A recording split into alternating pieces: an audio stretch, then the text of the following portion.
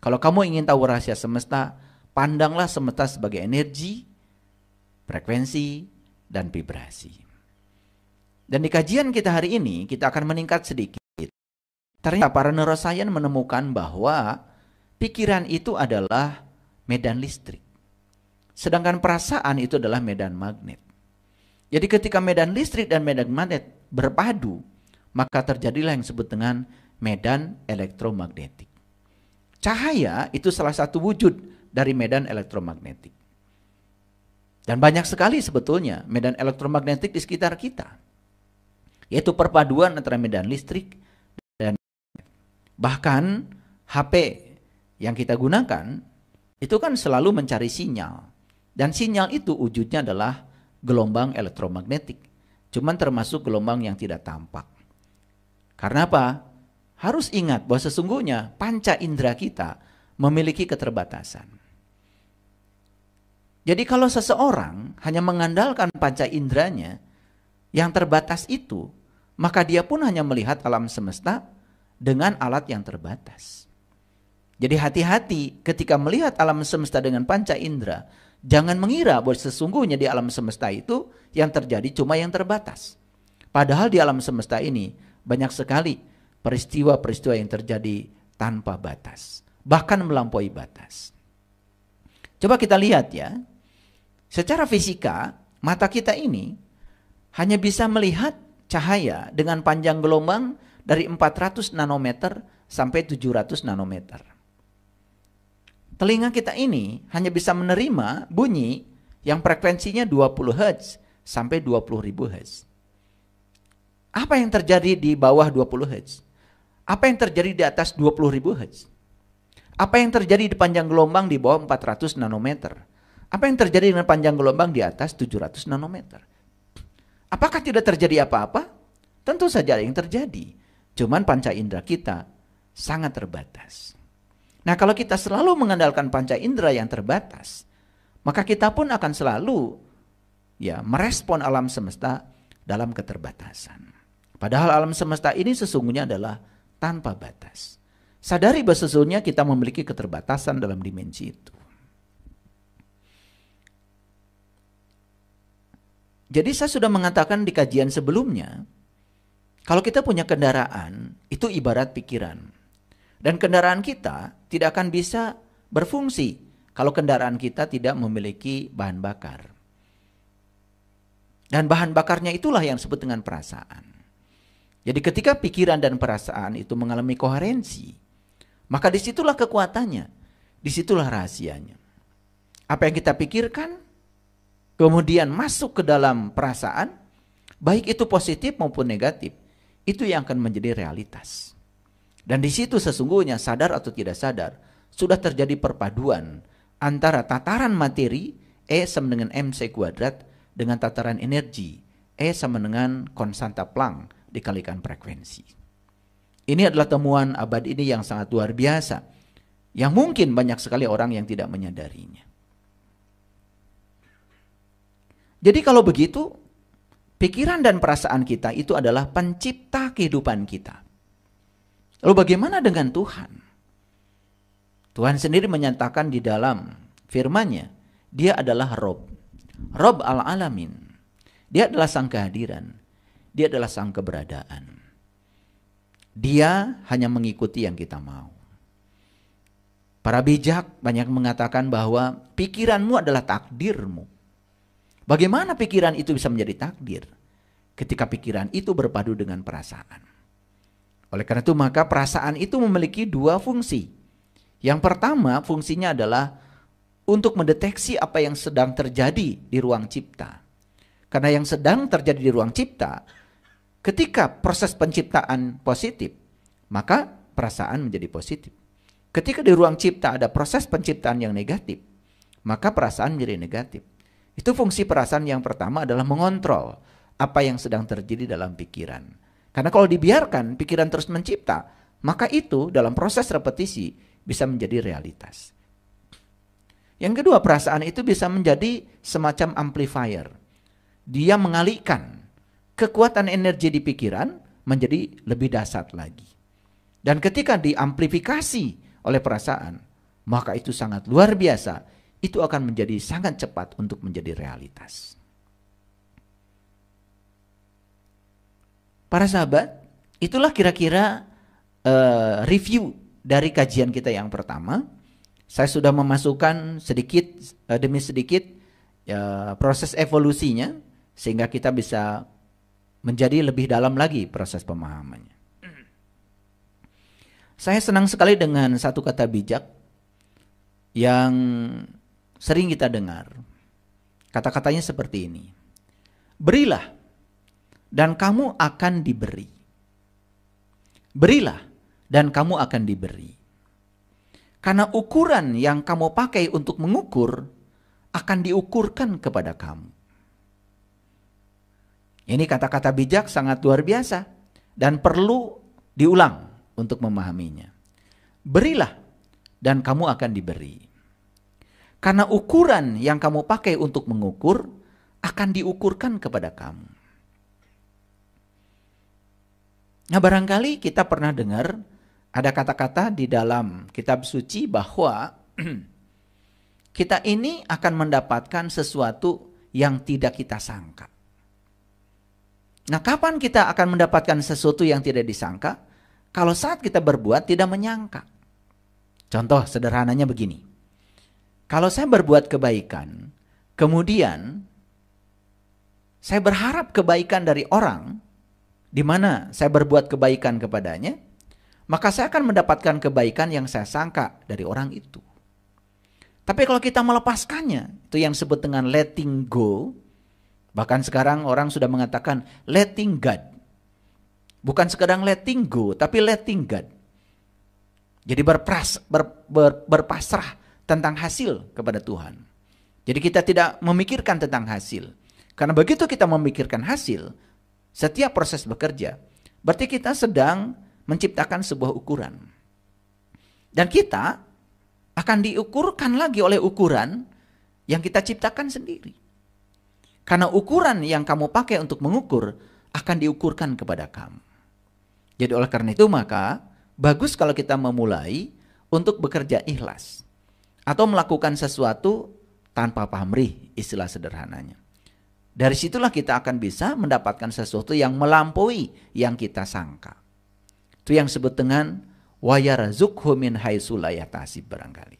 Kita akan mendapatkan rezeki dari arah yang kita tidak menyangkanya. Kapan itu terjadi? Kalau kita sudah bisa letting go. Kita bisa melepaskan pada hasil. Makanya David Hawkins ya menulis buku yang sangat keren, Letting Go. Dalam buku itu kita diajarkan bagaimana cara berpasrah. Berpasrah pada hasil. Karena kita banyak sekali ya ketika melakukan sesuatu sudah melekat pada hasil. Kita akan mendapatkan yang kita pikirkan, tapi sebatas yang kita pikirkan. Tapi kalau kita melampaui itu, melepaskannya, letting go, berpasrah pada hasil, justru kita akan mendapatkan sesuatu yang melampaui yang kita sangka. Disitulah sesungguhnya rahasianya. Dan banyak sekali orang yang tidak mengetahui rahasia ini. Jadi sekali lagi, berilah dan kamu akan diberi. Karena ukuran yang kamu pakai untuk mengukur akan diukurkan kepada kamu. Jadi ketika kita ya selalu memikirkan keterbatasan, itu ukuran yang kita gunakan. Maka kita juga akan mengalami keterbatasan. Karena ukuran yang dipakai untuk mengukur akan diukurkan kepada kita sendiri. Hati-hati dengan hukum ini. Jadi walaupun ini adalah kata-kata bijak, tetapi menurut saya ini semacam hukum. Karena ini yang terjadi. Jadi ini bersesuaian dengan hukum like attracts like. Jadi apa yang kita berikan, itu yang akan kita terima. Coba ya. Kalau ada saudara kita yang pindahan, kita nggak usah mikir. Bantu saja. Berikan saja bantuan. Berikan saja dukungan. Ya namanya juga seorang sahabat. Tanpa diminta. Bahkan kita tidak pernah memikirkan apa yang didapat saat memberi bantuan itu. Percayalah sama saya. Dalam secepat kilat, kebaikan yang kita berikan itu akan datang kepada kita kembali seperti gema. Asal satu syaratnya, letting go. Kita tidak memikirkan hasilnya. Jadi kalau kita transaksional, ya, dia mau pindahan kemudian kita bantu. Kali aja nanti kalau saya pindahan juga saya akan dapat bantuan yang sama. Kita akan dapat bantuan dari dia sebatas itu. Sehingga kita tidak bisa melampaui keterbatasan. Jadi kita tidak akan memasuki keterbatasan. Karena apa? Kita sudah menggunakan hukum, ya. Karena ukuran yang kamu pakai untuk mengukur akan diukurkan kepada kamu. Itu bahayanya. Itulah pentingnya kita bekerja ikhlas tanpa pamrih. Coba, ketika anak kita atau apa saja, ada salah satu anggota keluarga kita yang mengecewakan kita. Lalu lampiaskan kemarahan kepada mereka. Lampiaskan amarah kepada mereka. Coba perhatikan. Dalam waktu yang singkat, kekecewaan yang dilampiaskan, amarah yang dilampiaskan, itu akan kembali kepada kita. Cuman terbungkus dalam berbagai keadaan. Terbungkus dalam berbagai kejadian. Mungkin tidak sama ya. Kita marah sama anak, tidak mungkin anak marah sama kita. Kita melampiaskan amarah kepada anak karena mengecewakan kita, tentu saja anak tidak mungkin melawan kita. Tetapi perhatikan saya. Kekecewaan dan amarah tadi yang dilempar kepada kehidupan, syariatnya kepada anak kita, itu akan terbungkus dalam berbagai keadaan yang kemudian kita akan mengalami situasi yang tidak menyenangkan. Ini sains, ya, ini sains. Jadi saya berbicara dari sudut pandang sains. Jadi kalau kita coba memahami riset-riset neurosains, seperti risetnya David Hawkins, seperti risetnya Jude Spencer dan lain sebagainya, kita akan menemukan titik temu. Dan ini adalah kajian-kajian yang sangat luar biasa.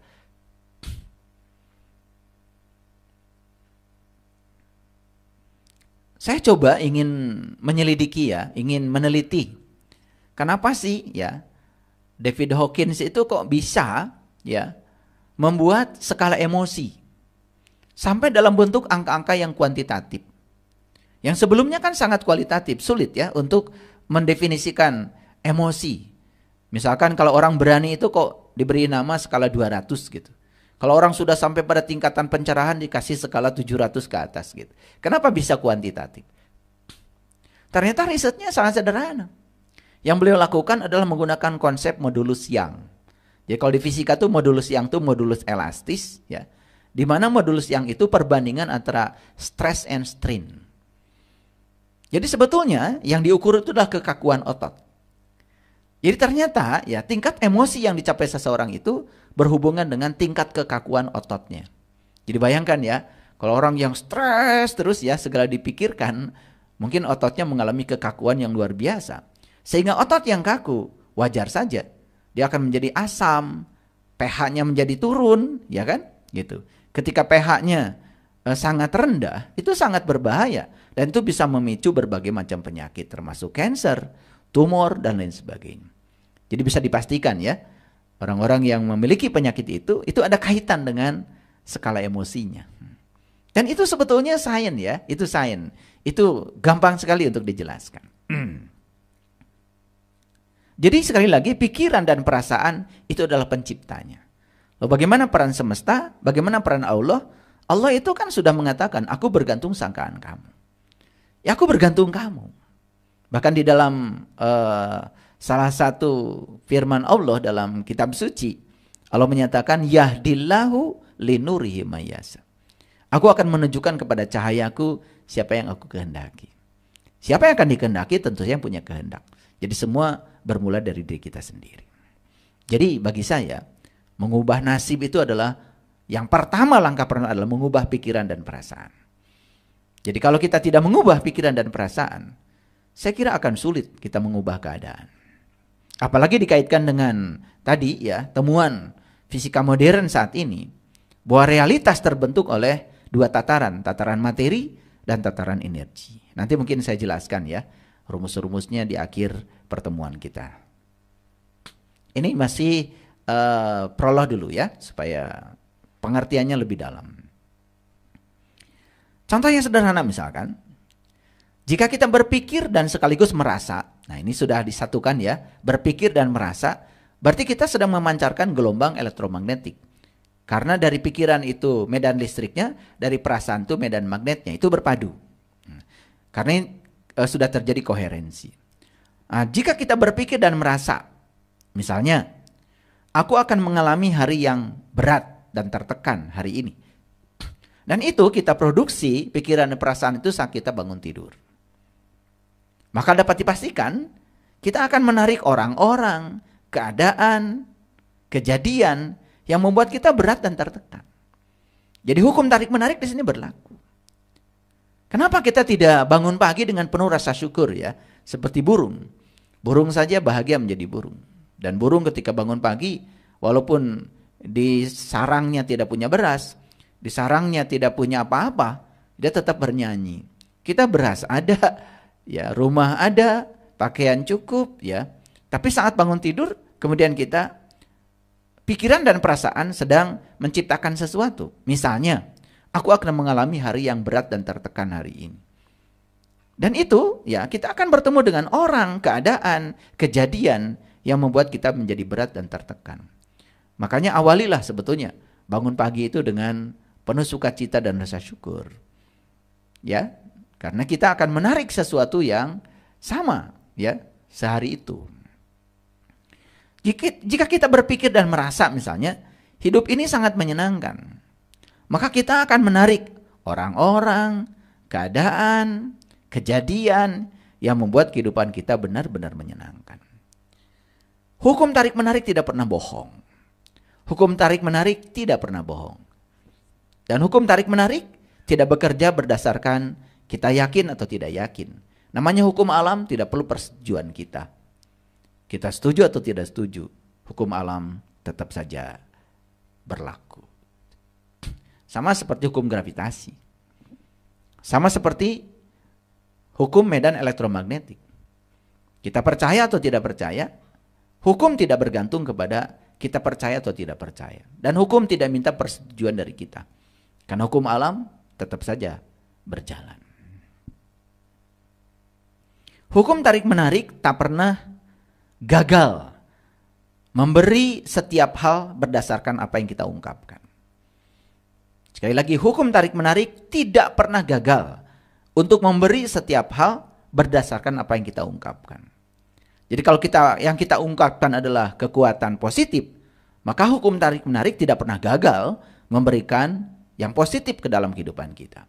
Sama juga ketika kita menggunakan kekuatan negatif atau ketiadaan kekuatan positif, maka hukum tarik-menarik juga akan memberikan yang sebaliknya. Jadi kita akan menerima, kita akan menarik dan menerima berdasarkan apa yang kita ungkapkan. Kesejahteraan, kesehatan, hubungan, pekerjaan, kejadian, pengalaman, berdasarkan pikiran dan perasaan yang kita ungkapkan. Jadi sebetulnya alatnya adalah pikiran dan perasaan. Sekali lagi, pikiran dan perasaan. Ya, sekarang saya sudah memberikan pelajaran lebih naik lagi, karena saya sudah nyatakan ketika ada koherensi pikiran dan perasaan, perasaan itu memberikan amplifier, penguatan, diamplifikasi, dikalikan energi yang ada di pikiran itu oleh perasaan. Sehingga itu akan sangat mudah sekali menjadi realitas. Apalagi secara neuroscience, pikiran memancarkan medan listrik, perasaan memancarkan medan magnet. Dan ketika berpadu medan listrik dan medan magnet, menjadi medan elektromagnetik. Bahkan sebetulnya kalau kita melakukan riset di laboratorium, ketika medan listrik itu berubah terhadap waktu, ternyata dia menghasilkan medan magnet.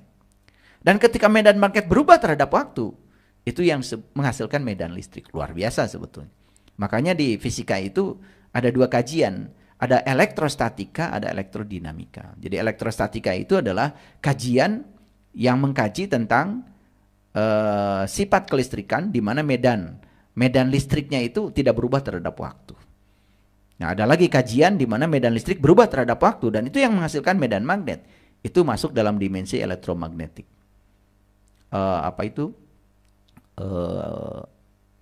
Elektrodinamika.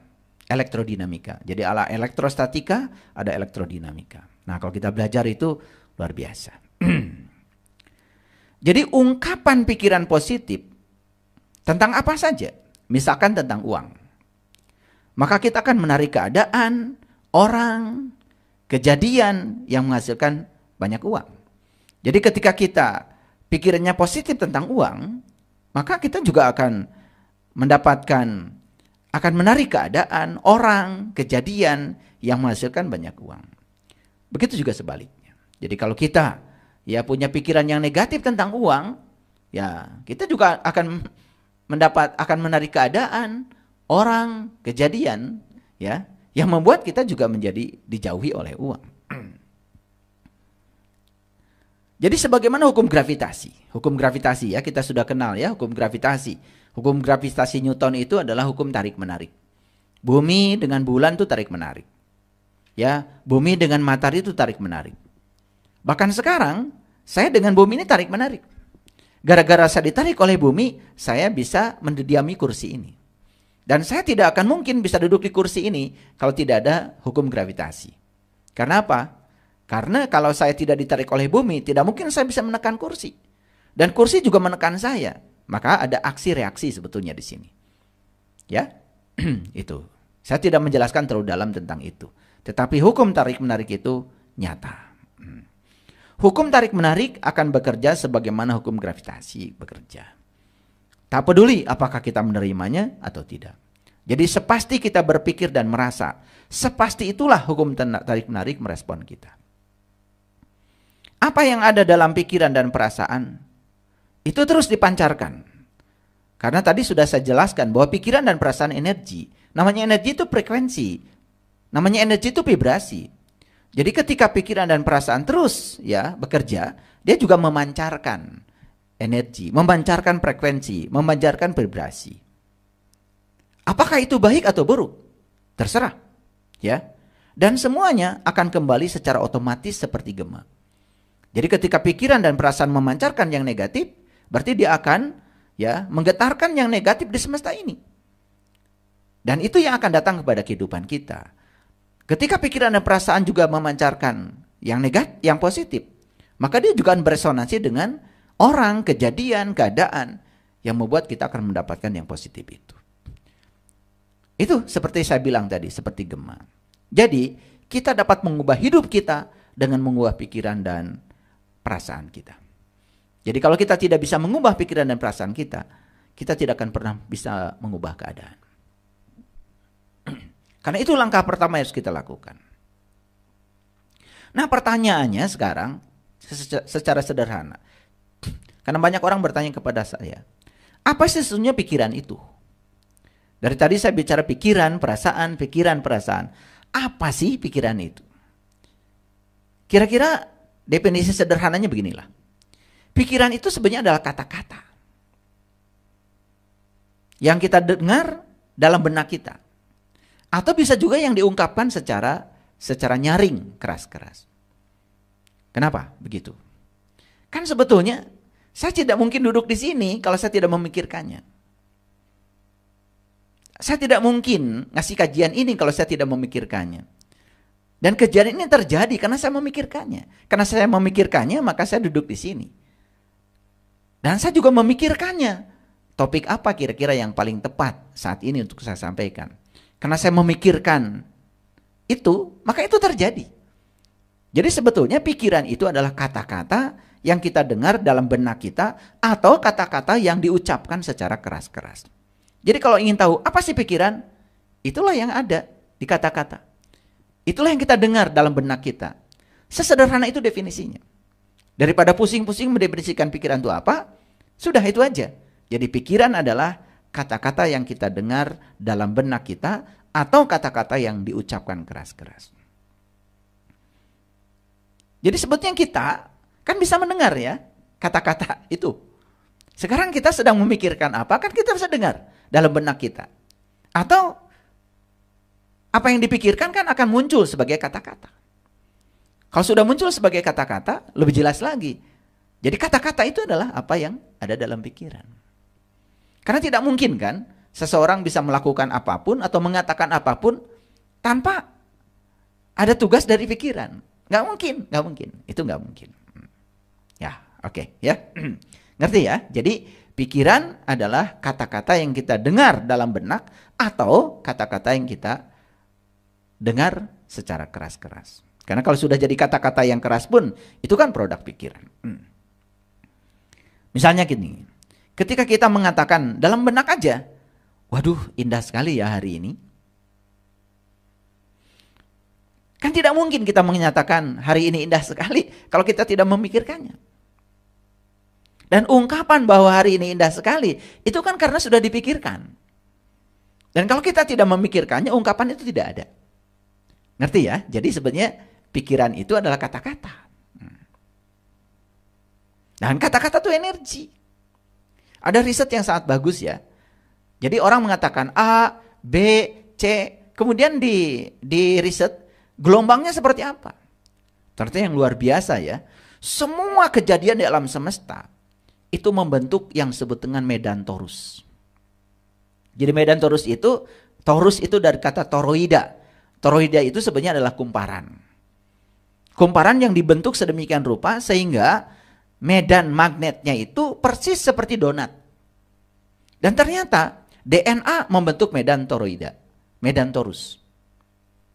Tumbuh-tumbuhan itu membentuk medan torus. Pikiran kita membentuk medan torus. Perasaan kita membentuk medan torus. Makanya dalam tradisi Cina itu ada yang namanya yin yang. Yin yang itu kan sebetulnya adalah ya bagaimana kesempurnaan dibangun oleh dua hal yang kelihatan berlawanan. Makanya ketika ada yang berlawanan itu tidak boleh dibenturkan. Karena yang berlawanan itu saling melengkapi. Itu sisi-sisi kebenaran. Jadi jangan benturkan cahaya dengan kegelapan. Jadi perang.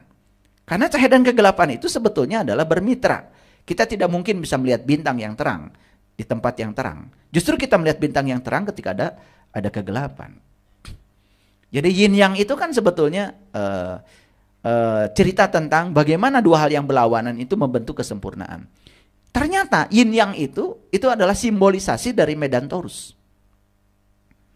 Elektron, molekul, atom, bahkan medan magnet bumi itu juga membentuk medan magnet torus. Wah, kalau kita bicara tentang ini, kita kemudian akan memasuki sebuah pemikiran baru bahwa sebetulnya semua di semesta ini hakikatnya adalah energi. Semua adalah energi. Bahkan para fisikawan kan dulu berpikir, bagian terkecil dari alam semesta apa sih? Atom. Saat itu mungkin puas. Tapi kemudian ada di dalam atom itu ada elektron, ada proton, ada neutron. Ternyata ilmuwan tidak puas. Ternyata di dalam mereka itu sendiri ada yang namanya lepton, ada yang namanya boson, yang kemudian disebut dengan quarks. Lalu bertanya lagi, terbuat dari apa? Elektron, proton, dan neutron. Jawabannya cuma satu, terbuat dari energi. Jadi sebetulnya yang disebut dengan elektron, proton, neutron itu pusaran-pusaran energi. Jadi kembali lagi, sebetulnya semua adalah energi. Ya. Nah, kalau kita memahami ini lebih dalam, luar biasa. Dan kita terapkan dalam kehidupan, luar biasa.